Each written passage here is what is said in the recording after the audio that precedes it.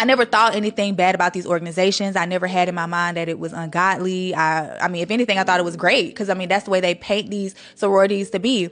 And I saw this guy post about, you know, Delta being something wrong about being in Delta. And I'm like, what is that about? You know? And so I was hanging out with a friend one day. He was like, well, you might want to look into your sorority because it's demonic.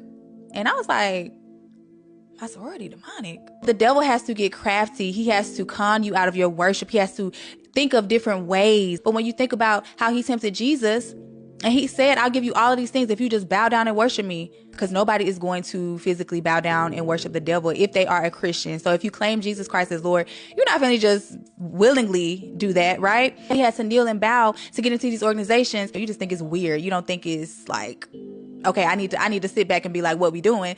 You're just doing it because you want to be a part of the organization. I went through the pledge process, initiations, rituals, and I didn't think nothing of it at the time. When you do these oaths and things where you have to kneel and you have to do all this weird stuff, like you're not thinking about what the context of what it is. You're not thinking about that. The Greeks did not worship the God of the Bible. The Greeks literally worshiped idol gods. They had pagan rituals, y'all. But that spirit that's hiding behind these organizations parades itself and makes the organization as an idol. So it puts the organization on a pedestal.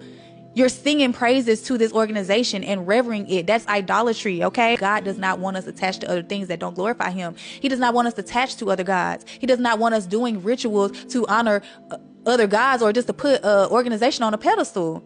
That's idolatry. This is not fantasies, y'all. Like, it's literally a spirit attached to that Greek god that you wear. That's where the devil wants you to be at. He wants you to be in a place of serving two masters. You got a Greek god on your shield and you in church raising your hands, praising the Lord at the altar.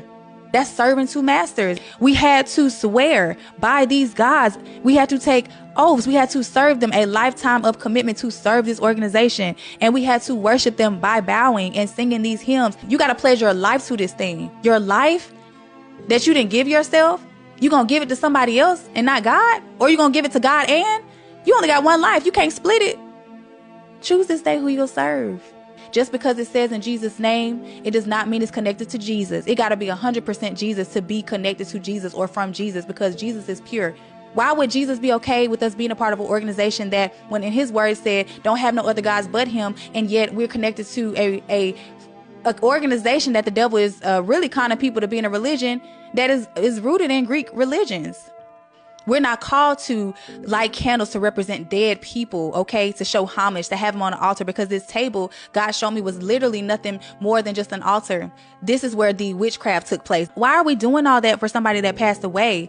You know, that is sorcery, y'all. That is not godly. That is witchcraft. That is what witches do.